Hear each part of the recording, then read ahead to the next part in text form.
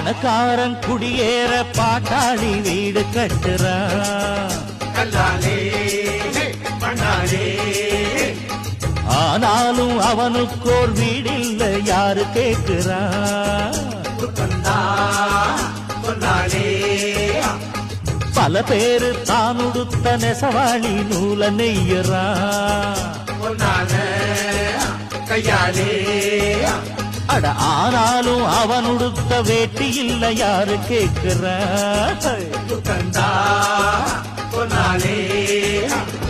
சம்பளம் வாங்கியது முழுசா வீட்டுல செத்துடுங்க.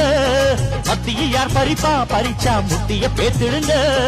அஞ்சாம தொழில செஞ்சா நம்ம யாராச்சும் அசப்பானா? ஒன்னாக இருந்தாக்கா இங்கே வாலாட்ட நினைப்பானா?